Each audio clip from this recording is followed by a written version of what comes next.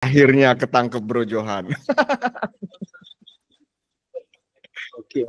Iya nih, akhirnya kita bisa ngobrol juga nih. Pertama-tama sekali lagi kita juga sebelumnya udah ngobrol sedikit. Aku pengen share gratitude dulu bahwa Bro Johan juga bisa share waktu ngobrol-ngobrol di sini. Mungkin pertama in a short way atau long way juga gitu ya. Mungkin Bro Johan bisa share tentang perjalanan Bro Johan sendiri. Sebenarnya awalnya bisa ketemu sama mindfulness atau meditasi atau perjalanan Bro Johan tuh titik ketemunya tuh sebenarnya gimana sih Bro? Ya, thank you ya sudah bisa ngobrol kita. Saya salam kenal juga. Baru pertama kita salam kenal. Ya, untuk pertanyaan terkait dengan mindfulness. By the way, saya sedang sesuatu yang eksak. Yang eksak karena saya berangkat kan dari sekolahnya kan bukan memang IPA ya. Saya suka dengan science dan saya suka sesuatu yang logis atau logik gitu ya. Akhirnya, by the way, saya backgroundnya sebetulnya bukan Buddhis dulunya. Saya berangkat dari Kristen dan saya banyak belajar di gereja sebetulnya. Dari kecil saya sampai ke usia 12 tahunan lah. Kemudian mulai SMP saya pindah ke sekolah yang Buddhis, tapi by the way saya nggak terlalu concern dengan Buddhis. Sampai sih di SMA, disitulah saya masuk mengenal tentang Buddhism dan saya belajar pertama kali tentang Abhidhamma. Itu adalah, kalau saya tahu sekarang gitu ya, itu adalah sesuatu yang berkaitan dengan psikologinya pikiran kan. Dan dulu saya bingung, ngomongin apa sih tentang pikiran, tentang kesadaran dan sebagainya. Tapi itu sesuatu yang membuat saya, kok ini make sense ya, dan ini menarik dan seterusnya. Akhirnya sepanjang saya sesi mengikuti Pembaca Samanera, saya mulai dapat pemahaman, oh meditasi itu yang seperti ini. Meditasi ada yang seperti ini, ada yang seperti ini, dan seterusnya. Itu kalau perjalanan saya belajar terkait dengan mindfulness, sampai akhirnya saya putuskan di usia 18 tahun itu saya belajar jadi Samanera. Coba deh saya pengen praktek lebih banyak lagi terkait bagaimana sih mindfulness itu atau meditasi yang betul-betul dari Buddhism yang akarnya gitu ya. Dan kalau di tempat saya kuliah dulu selama 4 tahun itu memang setiap semester saya dapat kesempatan meditasi 10 hari rutin seperti itu dan saya belajar vipassana di sana. Tapi kalau ngomong apa sih titik yang bikin kita itu atau saya sendiri utamanya untuk belajar mindfulness, saya berani jamin kayaknya hampir semua orang yang belajar itu karena pain ya, karena unpleasant feeling, apakah itu body ataukah itu mental, itu pasti berangkat dari sana. Kalau saya sih memang mengalami beberapa kejadian yang dalam hidup saya, meskipun saya nggak terlalu dewasa banget saat itu, tapi banyak sekali painful feeling yang saya itu membuat saya kayaknya harus ada di solusi yang saya bisa pecahkan, bukan hanya sekadar punya skill untuk pengetahuan rumah, tapi punya gimana caranya punya keterampilan pikiran bisa menghadapi suatu tidak menyenangkan atau bahkan kejadian-kejadian yang sebenarnya kita alami tapi itu tidak sesuai dengan ekspektasi kita. So saya belajar mindfulness akhirnya di Bali selama 4 tahun. Saya ketemu dengan berbagai guru. Saya pernah ngomong di salah satu talk, saya ketemu dengan 5 guru spiritual yang hebat ya. Itu yang saya pikir saya rangkum 5 aja. Saya belajar dari mereka terkait dengan meditasi vipassana, bagaimana caranya hidup secara monastik, dan saya banyak pembelajaran dari sana. Jadi sampai saya 9 tahun menjadi Samanera, banyak perspektif yang terbangun. Orang-orang sekarang ngomongin mindfulness, yang saya pikir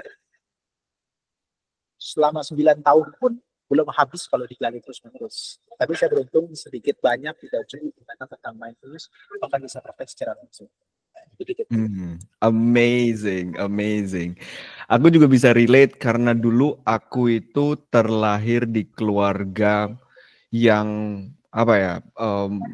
Maybe I would say I would call my father as a seeker karena dia aku itu terlahir di keluarga Buddhis. Jadi aku terlahir Buddhis. Sekolah SD 1 sampai kelas 6 itu di sekolah Muslim.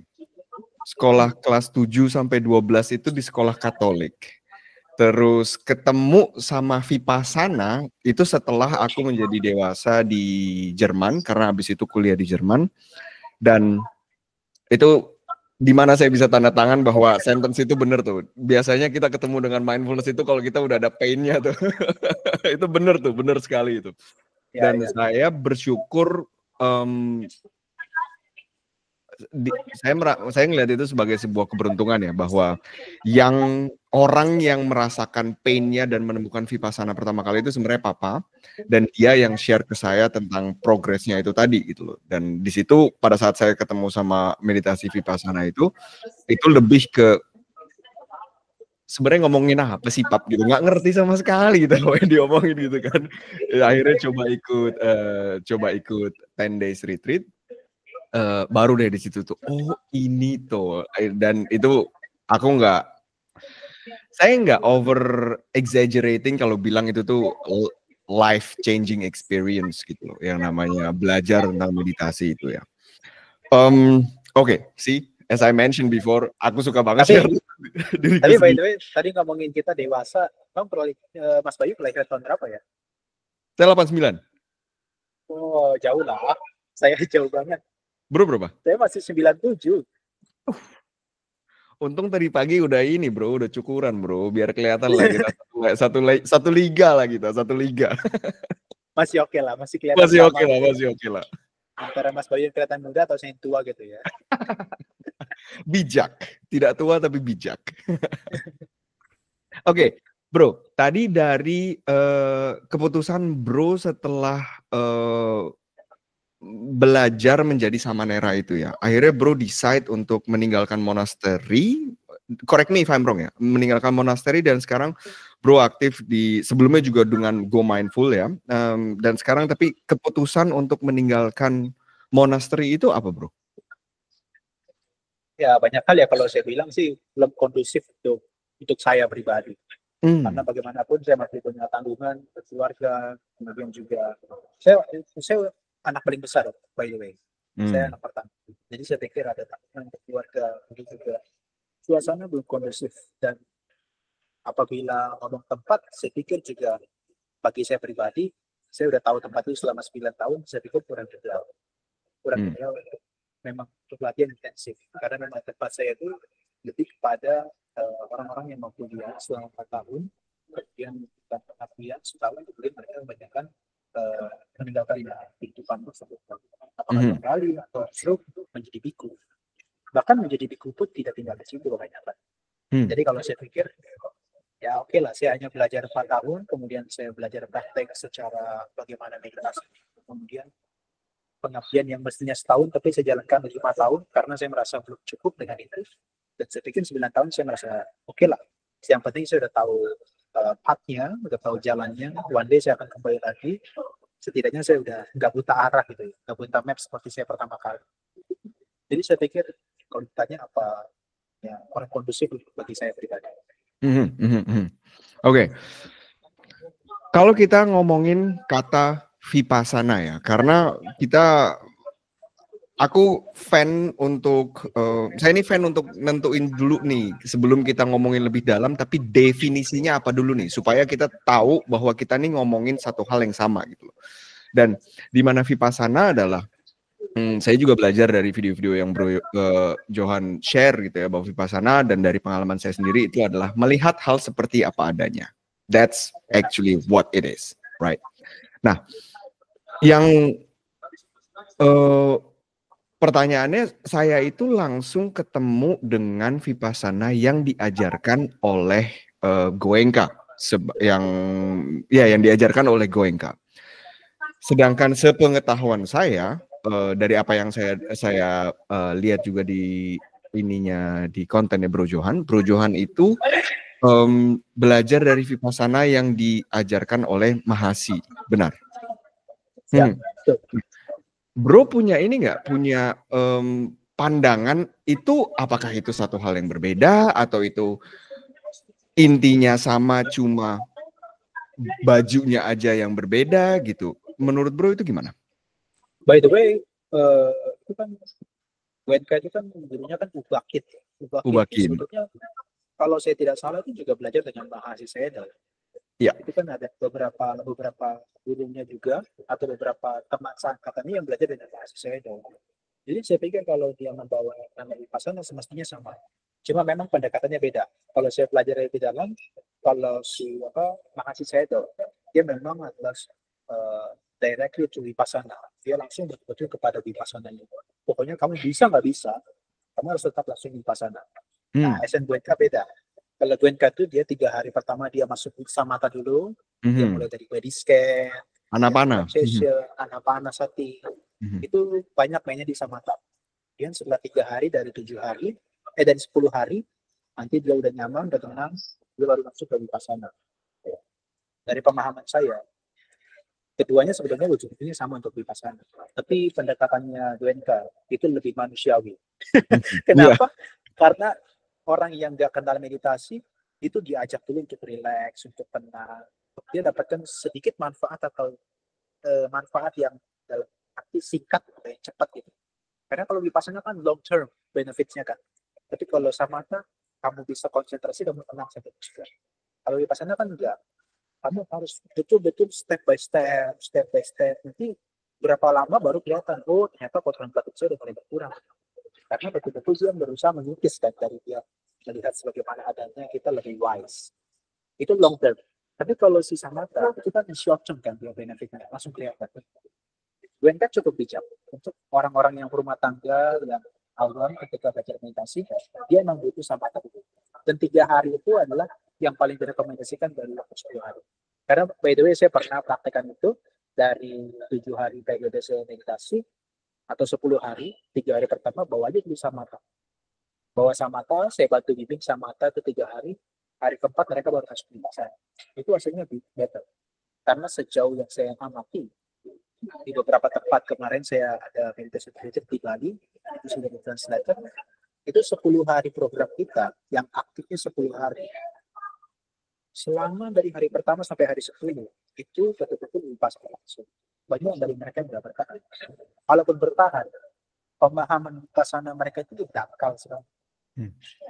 Dangkal sekali. Cara mereka mengamati objek itu tidak semendalam orang yang betul-betul punya konsentrasi, punya kemampuan cukup beda. Jadi kalau ditanya apakah sama atau tidak, dia punya tujuan sama, cuma pendekatannya beda. Itu pengalaman saya juga gitu tuh. Kalau nggak Anapana dulu gitu, terutama tentunya kalau di dalam konteks 10 hari itu akan lebih dalam tanda kutip cepat untuk dalam meditasinya gitu ya. Karena semuanya lebih kondusif situasinya kan. Sedangkan kalau di sini di rumah menjalani sehari-hari gitu loh. Itu bro, kalau duduk 1 jam itu bisa sebenarnya itu cuma daydreaming aja 1 jam gitu. Ini kadang nonton film, kadang mikirin ini, mikirin itu. Nah itu Anapana tuh, kalau saya tuh ngelihatnya itu bener-bener kalau kayak apa ya, kalau kayak pasir yang diaduk-aduk di gelas. Nah ini kita diemin dulu supaya pasirnya turun dulu. Begitu udah di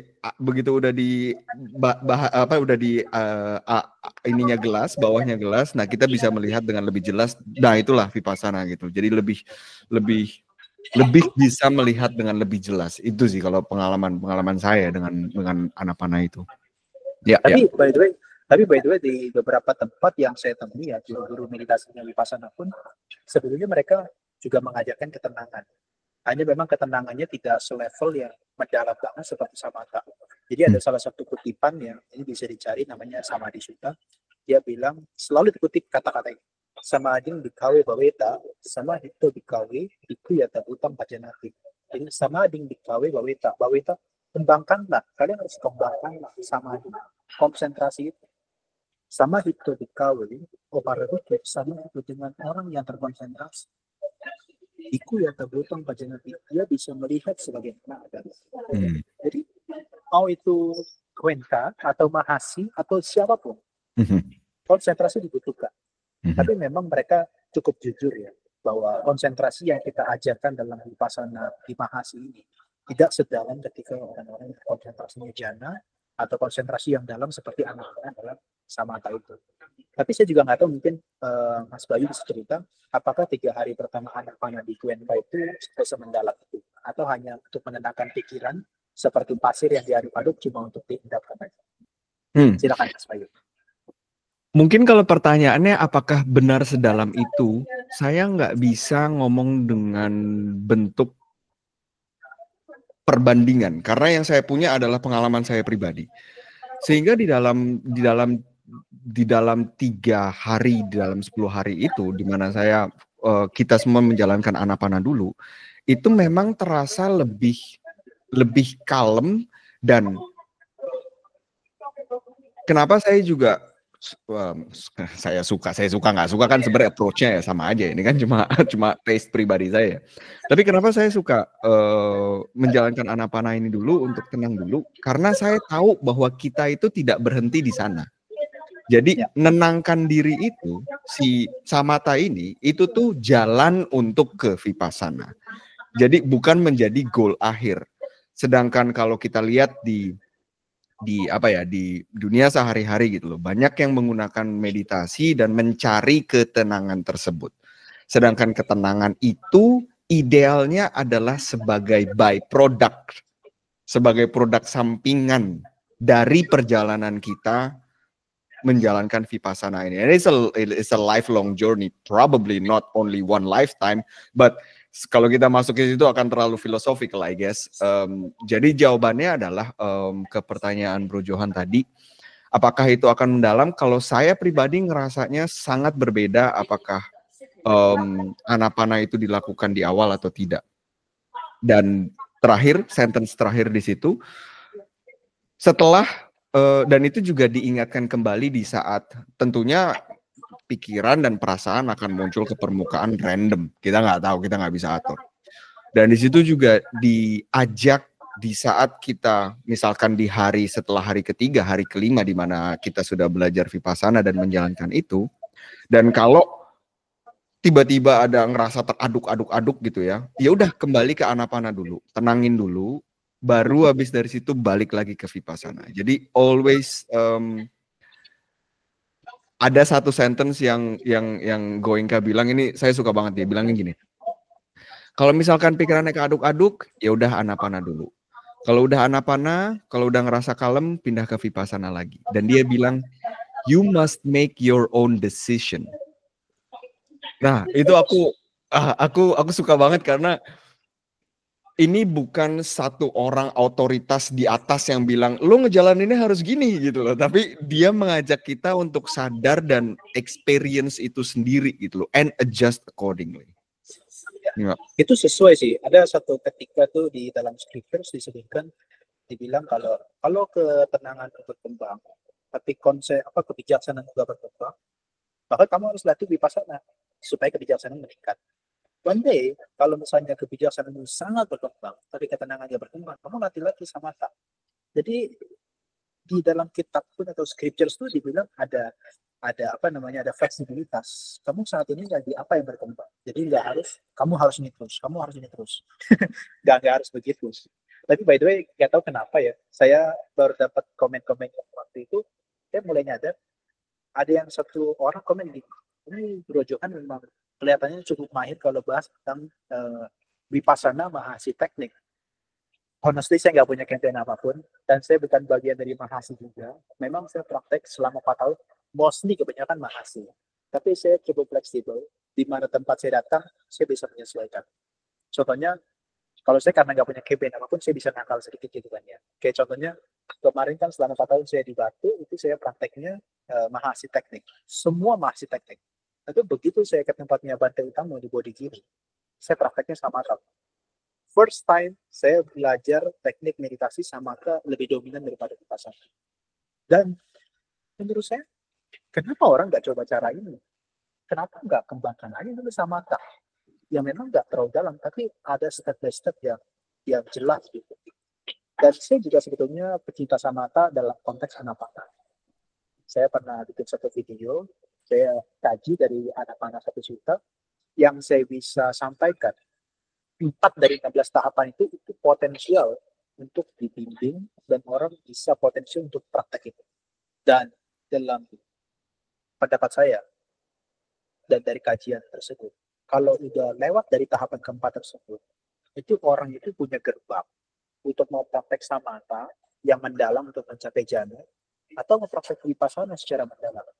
Jadi saya pikir, why not samatha? Saya nggak menolak dan saya nggak cek juga. Tapi kalaupun harus mahasi, kamu harus mahasi dari awal, why not juga? Saya senang-senang aja, saya fleksibel. Tapi nggak tahu kenapa kemarin ada di YouTube atau di Instagram yang komen gitu, saya lupa. Dia bilang, ini kayaknya Bro Johan lebih banyak campaign vipassana, tekniknya mahasi, karena dia lebih banyak bahas itu. Honestly, sebetulnya enggak. Saya lebih banyak bahas ya, saya pernah pelajari aja, dan saya cocok, saya sharing tentang itu.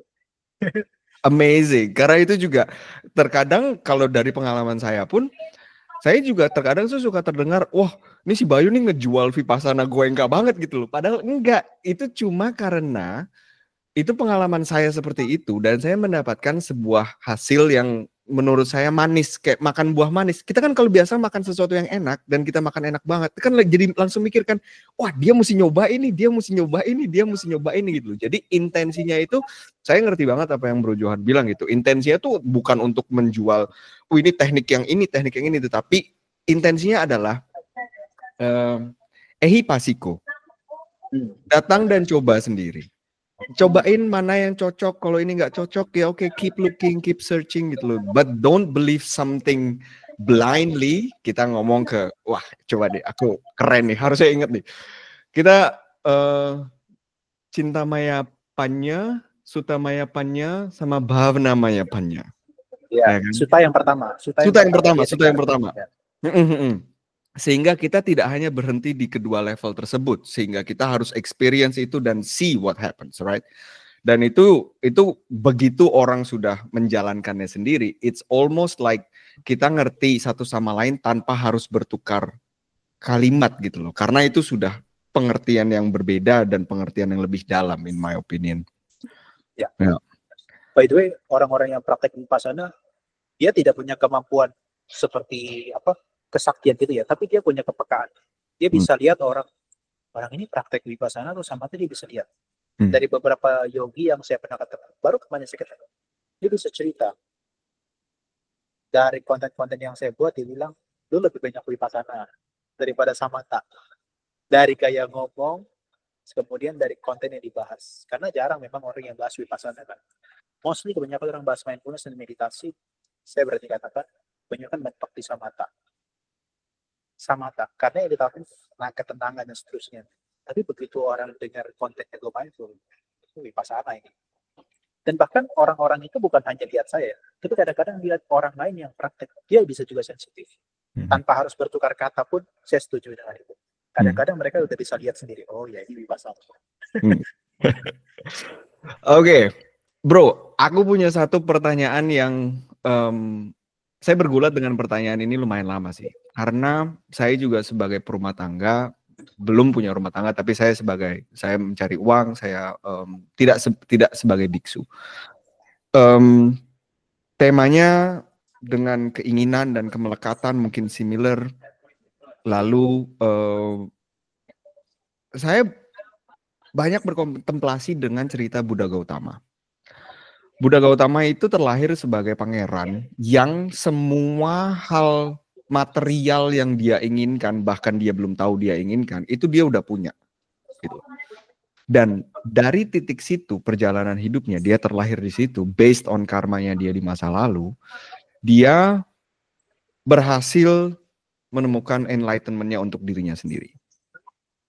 Nah, selalu pertanyaan yang muncul di kepala saya, apakah itu adalah sebuah presupposition? Apakah itu sebuah keharusan dulu untuk mencapai satu level financial?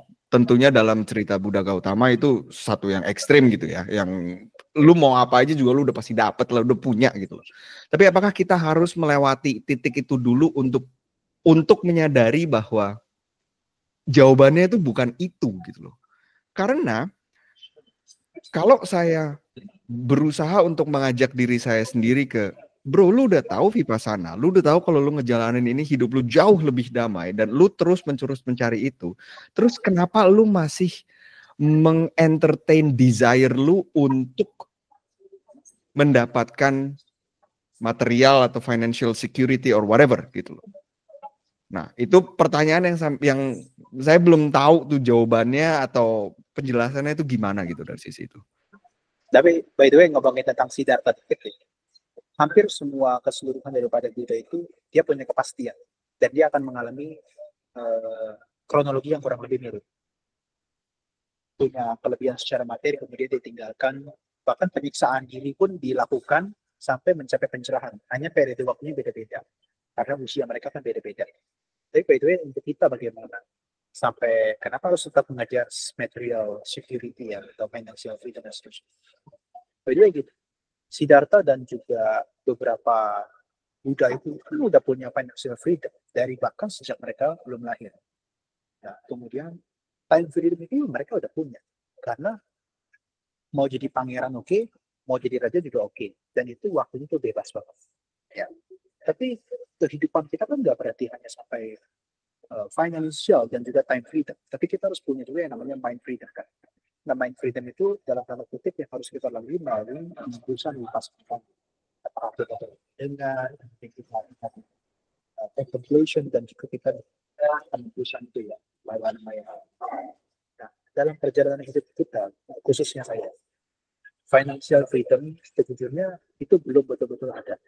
Meskipun orang bilang, kan udah jadi biku, udah jadi seperti yang namanya financial dan juga time freedom kan sebenarnya udah berkat off. Itu tinggal time freedom aja, kejar aja time freedom. Dari fenomena yang saya amati, kayak Yesus gampang itu. Kebetulan di Indonesia itu, terutama sama merah gitu ya, itu kebanyakan mereka adalah orang-orang yang berangkat 18 tahun dan mereka dalam arti menjalani kehidupan sama merah di usia juga cukup dewasa. Tapi di saat yang sama, mereka itu punya tanggung jawab juga untuk keluarga dan orang tuanya. Yang ketika mereka jadi samanera, itu terabaikan. Nah, maka sebetulnya meskipun dirinya sendiri punya financial dan time freedom, orang tuanya enggak, itu pun rintangan. Itu rintangan yang orang di luar sana nggak lihat, ya kan? Tapi saya nggak mau cerita tentang banyak itu. Tapi untuk perjalanan spiritual kita, untuk mencapai mind freedom, dari beberapa yang saya amati dan saya pelajari, dan saya rasakan itu benar. Kita harus punya financial dan time freedom. Dalam teori saya, usia yang paling matang, yang paling memungkinkan di kondisi saya, itu ketika semua financial freedom dan time freedom itu adalah ketika usia 50. Why 50?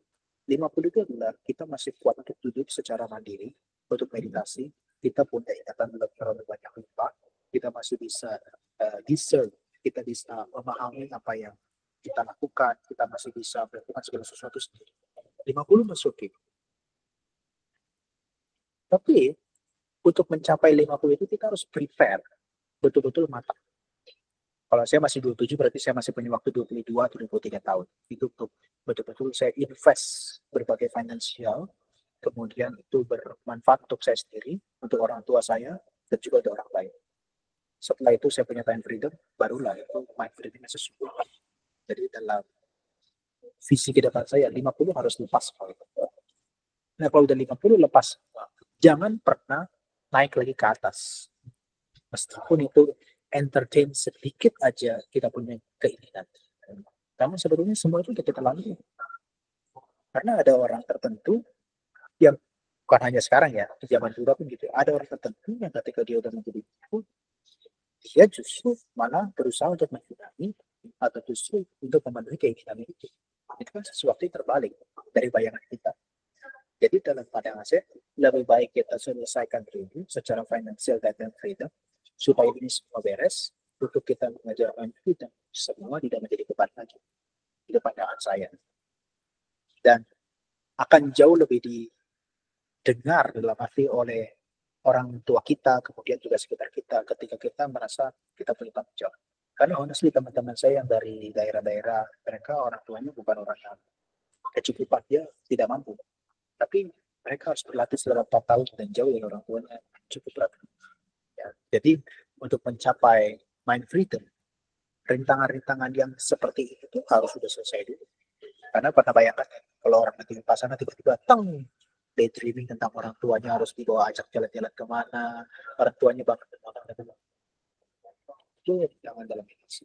Tapi ternyata kemarin saya ketemu satu fenomena dan ternyata saya salah teorinya. Jadi saya ketemu dengan Rama Satya, dia teman saya di Jakarta juga. Kita kenal kan soalnya. Dia usianya 2 tahun lebih besar dari saya. Di usia 25 dia udah punya time freedom, udah punya financial freedom. Karena dia pendapatannya udah 3 digit sebenarnya per bulan. Dan dia udah punya time freedom. Saya bilang kalau Rama sekarang jadi sama dia jadi biksu atau jalan kehidupan sebagai yogi, saya yakin di antara teman-teman saya dia yang paling pertama mencapai pencerahan. Karena financial dan time freedom itu sudah ada, rintangannya sudah sangat minim. betul-betul itu fokus untuk mind freedom, untuk dia belajar, untuk dia kontemplasi, untuk dia berusaha. Tapi bukan berarti teman-teman saya nggak punya usaha, mereka punya usaha, tapi mereka tetap punya rintangan, punya hambatan dibandingkan orang-orang yang sudah punya financial freedom. Maka yang paling memungkinkan sekarang, saya bilang, ibaratnya ini adalah darat, ini adalah air. Air itu adalah spiritual life, darat itu adalah material life atau duniawi, worldly things. Itu kita nggak bisa hidup hanya di salah satu. Kalau kehidupan spiritual sepenuhnya itu seperti ikan, jangan pernah keluar lagi ke darat, kamu akan mati. Kalau kita sekarang ini kan makhluk yang di darat mencari uang dan seterusnya, kalau kita ke air terus kita juga mati. Kenapa kita harus jadi makhluk amfibi yang memungkinkan weekdays kita cari uang, weekend kita pergi untuk ke spiritual life.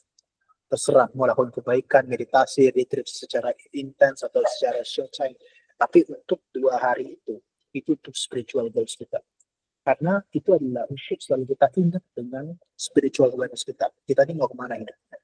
Usia 50 kan gue harus lepas semua itu. Jadi gue harus tahu setiap minggu gue harus ingat dengan spiritual goals gue. Ya 2 hari itu yang kita bisa gunakan untuk memaintain kita punya perjalanan hidup untuk mencapai time freedom. Terserah mau 25 tahun oke, mau 50 tahun oke. Asalkan sudah punya financial dan time freedom bisa segera. Tapi untuk sekarang yang paling memungkinkan untuk orang banyak dan teman-teman kita di luar sana, jadilah makhluk amfibi. Meskipun kita nggak bisa ke air sepenuhnya, tapi setidaknya 2 hari kita bisa cicipi air. Sampai perjalanan usia sudah 40, sudah 45, mulai 50, masuk ke airnya lebih banyak daripada di darat. Amazing ya? analogy. Iya, benar. Dapat. Dan itu juga yang pertanyaan yang juga muncul gitu ya. Kadang-kadang tuh di kepala saya kalau saya ngelihat biku-biku yang decide untuk hidup celibate, yang untuk benar-benar fokus 100% ke dalam hidup spiritualnya gitu loh. Saya juga ngobrol sama teman saya yang dia juga vipassana. Ini menyenangkan sekali kalau ngobrol sama fellow meditators gitu ya, karena klop gitu loh yang diomongin.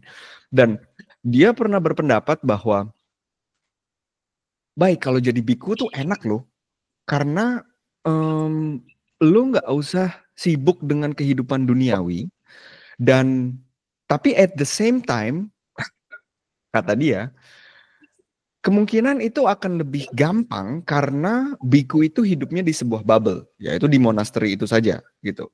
Sehingga dia merasa, atau pendapat dia adalah, sedangkan kita fellow amphibians yang masih ada di dunia ini, kita nih nggak cukup untuk berfilosofi tentang vipassana, kita harus praktis itu, dan wisdom yang kita dapatkan dari meditasi kita nih masih harus translate ke kehidupan sehari-hari, di mana kehidupan sehari-harinya kita akan bertemu dengan banyak orang yang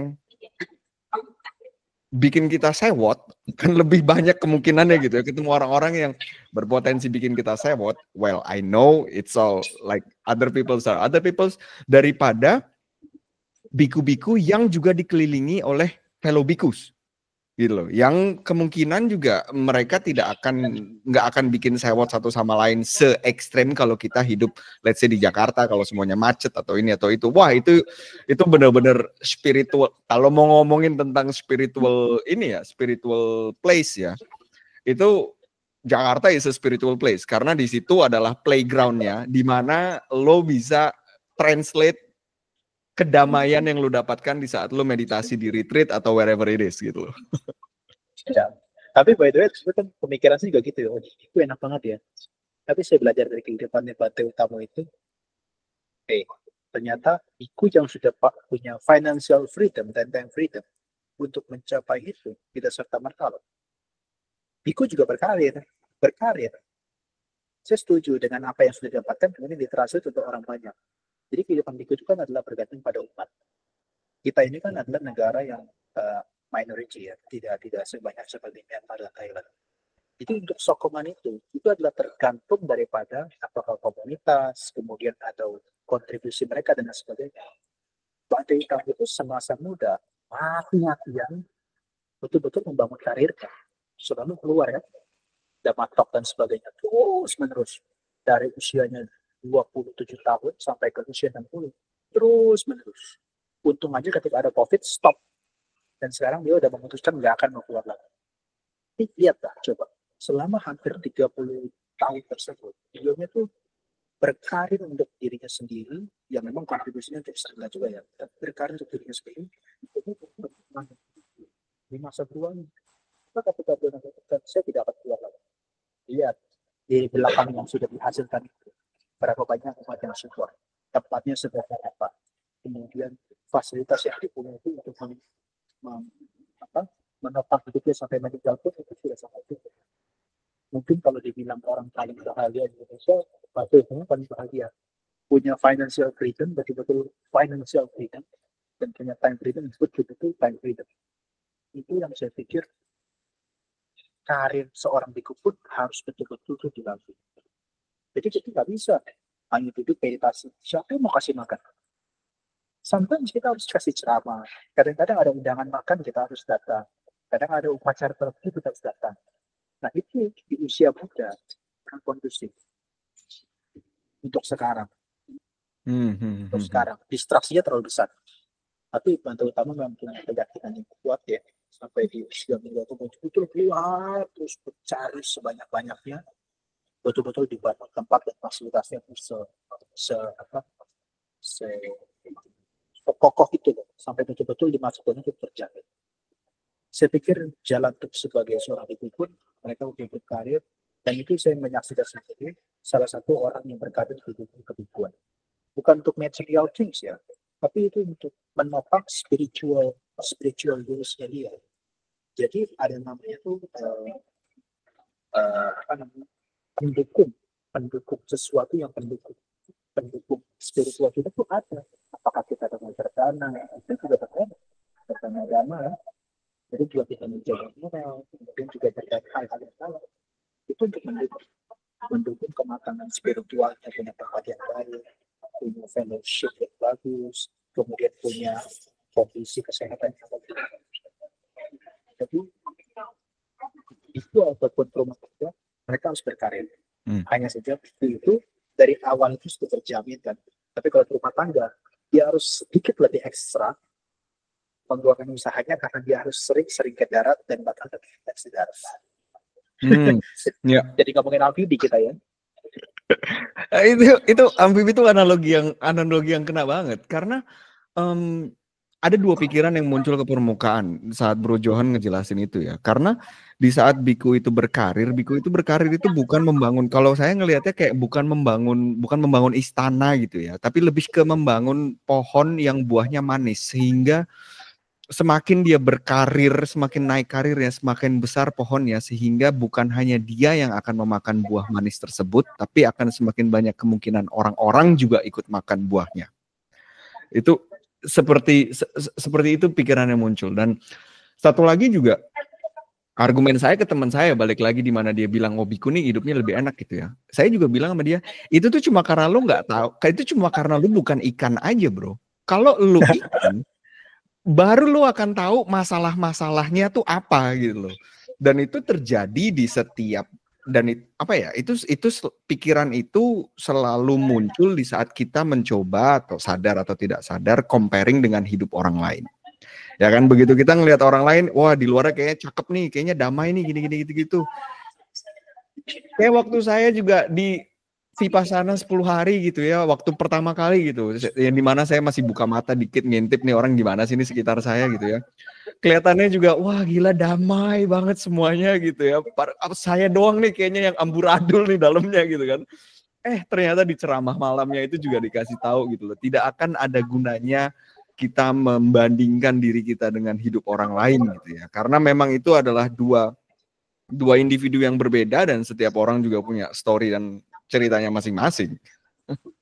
Tapi saya dapat laporan juga ya dari beberapa yogi yang mereka bilang begitu mereka belajar Vipassana pertama kali, mereka menyadari mereka adalah orang paling bodoh di tempat itu katanya.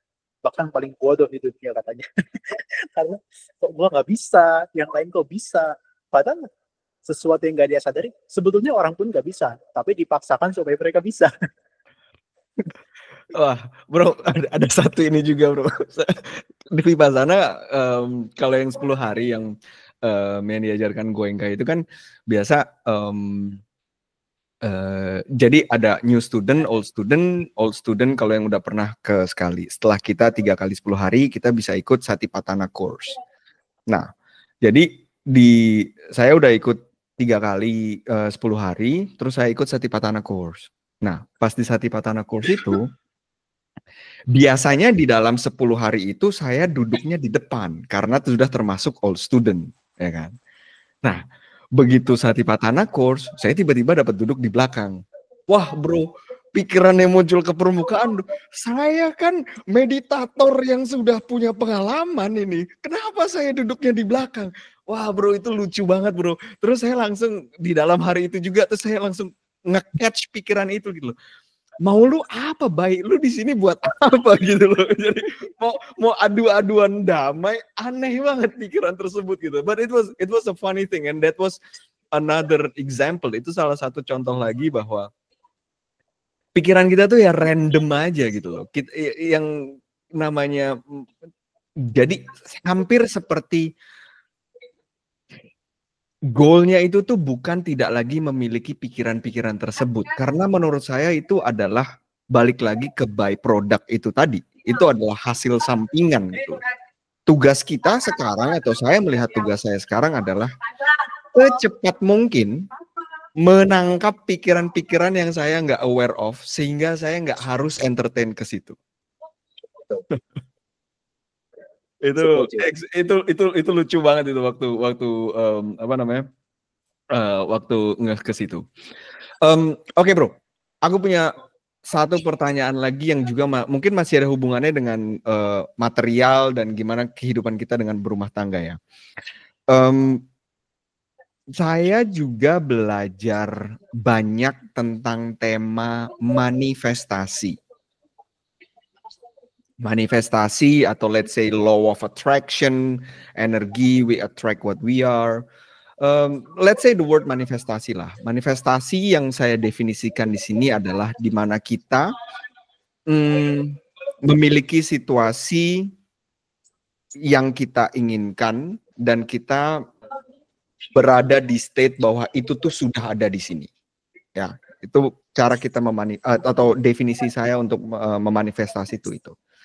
Nah, saya itu terkadang ada apa ya? Ada konflik di antara belajar tentang manifestasi dan belajar vipassana.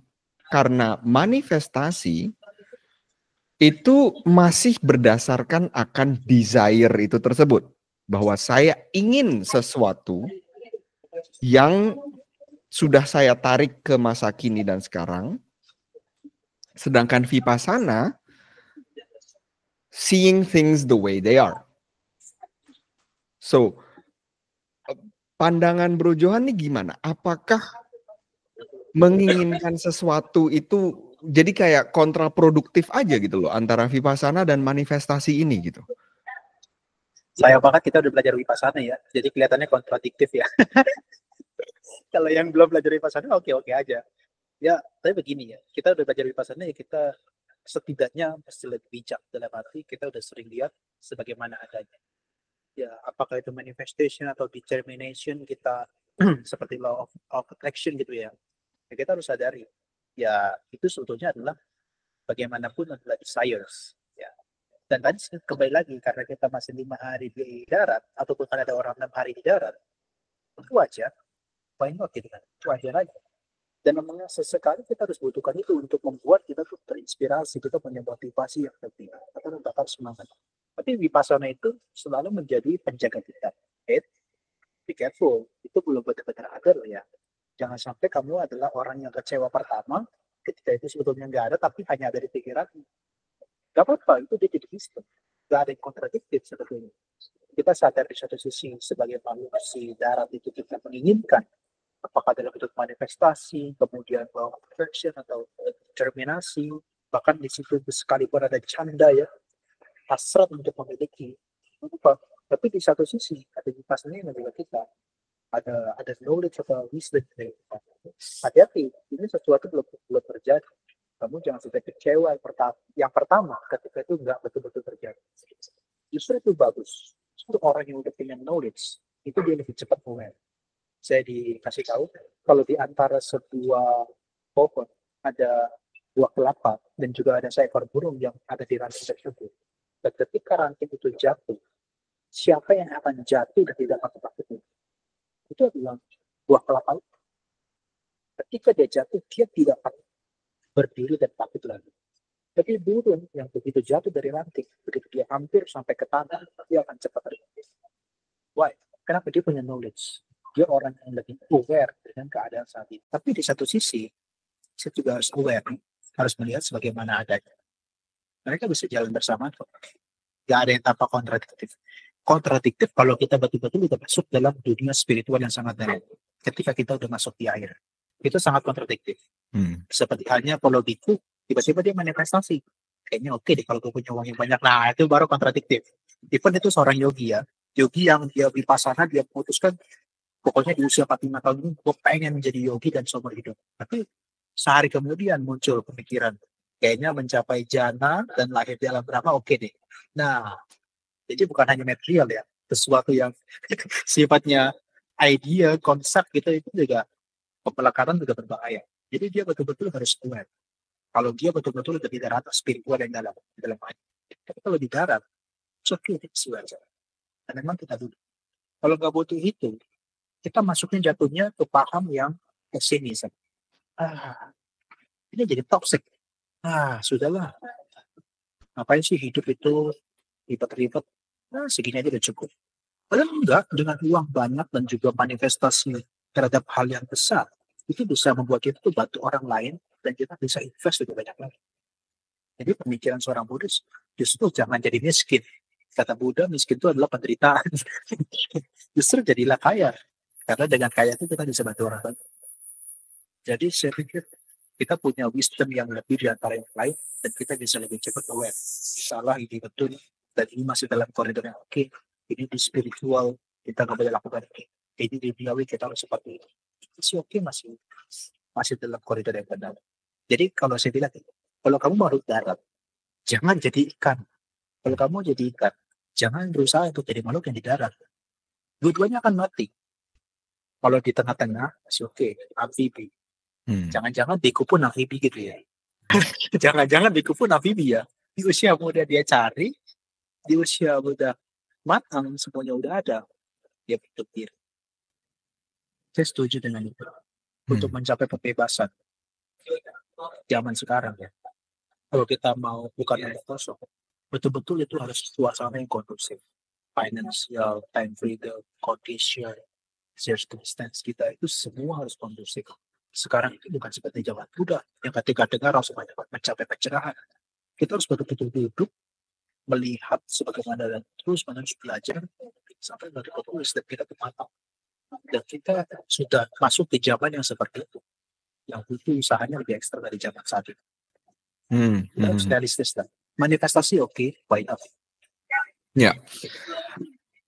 Perubahan kalau kita ngambil contoh si darat ke air itu tadi dan kalau kita nyebutnya adalah evolusi ya, semakin kita berarah ke spiritual, semakin kita berarah ke air, semakin kita berarah ke ikan, let's say gitu ya. Nah, proses evolusi ini apakah itu sesuatu hal yang terjadi secara natural atau itu sesuatu hal yang dipaksakan dalam artian gue tahu gue maunya lebih ke arah spiritual sehingga gue harus decide at this point, oke. Atau itu akan terjadi secara natural sehingga let's say kalau orang based on karmanya di masa lalu gitu ya, dia terakhir di dunia dan dia langsung bahkan desire-nya untuk hal material itu tidak sebanyak itu dan at that one lifetime itu juga akan menghilang. Ya, saya suka dengan kata-kata evolusi. Berarti kita semua tuh evolusi gitu ya. Saya jadi ingat teori evolusi. Kalaupun ini benar, kayaknya menarik juga ya. Jadi apakah kita ini natural atau enggak? Jadi kalau zaman dulu kan diibaratkan kan mikroorganisme kan dari laut ya, dari air, terus kemudian berkembang berevolusi sampai kompleks dan menjadi makhluk darat. Itu natural. Orang-orang nggak perlu decide, dia udah natural gitu kan. Tapi untuk dari darat masuk ke air, itu decide. Itu harus memutuskan. Ada orang yang betul-betul 7 hari 7 malam itu di darat. Udah Bang. 7 hari 7 malam di darat. Dan itu dipanggil ke wihara itu hanya setahun sekali. Itu pun kalau terpaksa. Sekali. Dan kita ingin untuk meninggalkan melepaskan semua itu berat. Kita nggak boleh judge. Karena memang kadang-kadang mereka ada yang sudah betul kunci dalam kondisi itu. Atau kita memang ada yang dikunci dirinya dalam kondisi. Saya senang dengan anak-anak yang muda, yang bahkan itu kudus lebih ya. Yang di usia muda itu dia sudah punya financial freedom dan sudah banyak kecukupan materi. Tapi di satu sisi saya sedih kalau dia hanya menghabiskan waktu di darat terus menerus. Sampai bahkan dia mati. Betapa menyedihkannya. Jadi kita harus bahagia kalau mereka tuh udah punya spiritual awareness. Maksudnya itu juga sih. Ya mereka udah mulai punya keputusan gitu ya. Nah, udah gak penting lah jalan-jalan sama teman-teman ke nightclub. Udah gak penting lah jalan-jalan ke keliling-keliling, gak penting. Udah gak penting lah untuk hal-hal yang seperti itu untuk self development. Nah itu saya pikir harus punya keputusan ya. Bukan berjalan secara natural. Kalau berjalan secara natural, itu nanti pahamnya itu seperti paham zaman dulu, seperti bola benang kemudian nanti dilepaskan begitu aja, itu akan mencapai ujung. Itu pandangan salah sebetulnya. Tapi yang kita bisa harus betul-betul dengan sesuai dengan makanya tadi saya bilang, kalau kita udah punya spiritual, terserah lah, mau 25, mau 50, semua orang punya kondisi berbeda-beda. Bahkan ada yang 30 sudah jadi, ada yang 17 sudah jadi, ada yang 18 sudah jadi, 12 sudah jadi. Itu beda-beda. Dan semua meninggalkan hal tersebut. Itu tergantung audiensnya masing-masing. Contoh tadi di awal kan kita sepakat ya, apapun yang membawa kita kepada mindfulness, selalu adalah painful atau unpleasant feeling. Sesuatu yang tidak menyenangkan, sesuatu yang menyakitkan. Betul kan? Tergantung orang-orang tertentu, di usia berapa mereka mendapatkan painful feeling yang ekstrim sampai dia harus melepaskan itu. Mungkin Mas Bayu atau Bayu itu adalah orang-orang yang kenal mindfulness 10 tahun terakhir atau 5 tahun terakhir. Kalau saya mungkin baru-baru ini kenal mindfulness. Tapi ada orang yang baru kenal mindfulness bahkan baru hari ini. Atau bahkan ada yang lebih. Secara alamiah mereka akan berjalan ke sana. Tapi keputusan cepat atau lambatnya itu tergantung pada diri sendiri. Menyadari bahwa duka.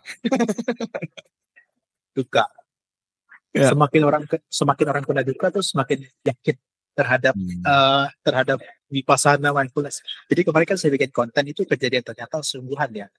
Saya bikin konten, ada orang usianya masih muda, badannya keker banget.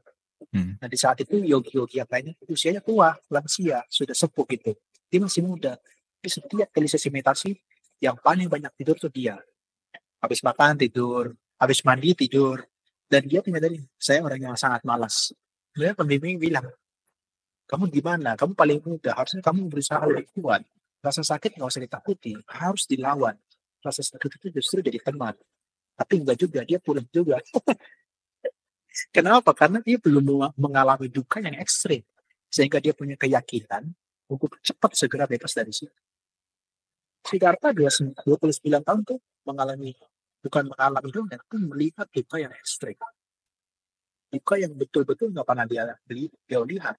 Maka di usia 20 tahun menjadi spiritual urgency. Ini memang kondisi orang. Tergantung, udah lihat ini, kita putuskan nggak? Kalau kita komparasi dengan Siddhartha ya, Siddhartha hanya lihat orang sakit, orang tua, orang meninggal, langsung ingin menjadi bhikkhu. Kita setiap hari ada ambulan lewat semasa COVID.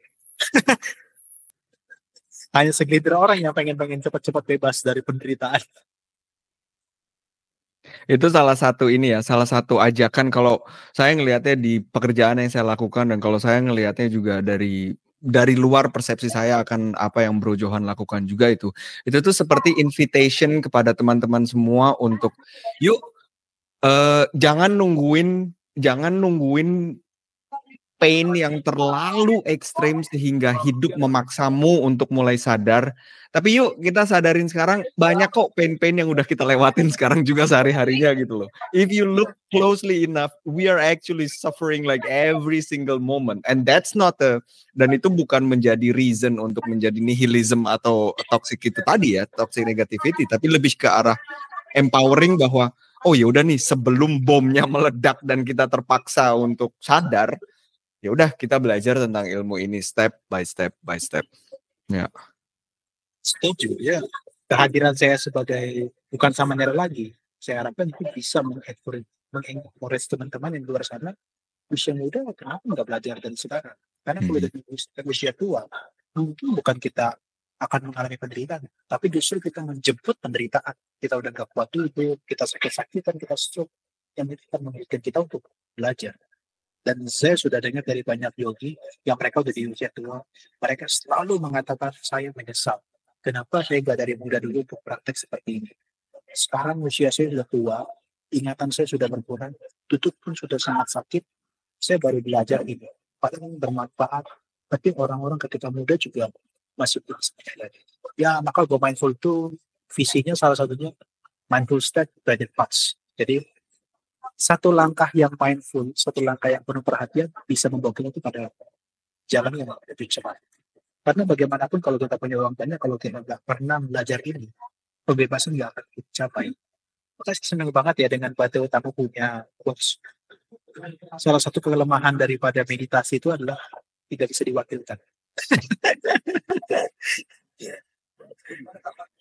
Nggak bisa Itu bener diwakilkan. banget itu. Kalau itu bisa diwakilkan, aduh enak banget Bro Johan. Tapi tidak bisa, tidak bisa, tidak bisa. Bahkan tidak Buddha pun bisa melakukan itu. Buddha hanya bisa menunjukkan jalannya. Buddha hanya bisa nunjukin kalau lo ngelakuin ini, endingnya ini gitu. Tapi yang harus jalan tetap harus lo sendiri gitu. Tidak akan ada orang lain yang bisa melakukan itu untuk diri kita sendiri. Kalau bisa diwakilkan, saya dan teman-teman yang Buddhis itu banyak job dan paling kaya di dunia ya. Paling kayak job Oke, desk-nya thank you untuk Mas Bayu. membawa orang-orang ke arah pencerahan. Wow. Amazing. Bro Johan, thank you banget buat waktunya, thank you banget buat exchange yang udah kita dapetin hari ini. Semoga pembicaraan kita juga bisa memberikan inspirasi bagi orang-orang yang ngedengerin. Thank you banget buat waktunya Bro Johan. Terima kasih, saya banyak belajar. Ternyata ini senior saya loh. By the way, saya dari Jakarta juga soalnya. Ternyata ini lebih senior daripada saya. Nanti kita definitely ketemu kalau nanti aku lagi balik ke Indonesia, kita definitely ketemu Bro Johan. Thank you, Alright. thank you. Thank you.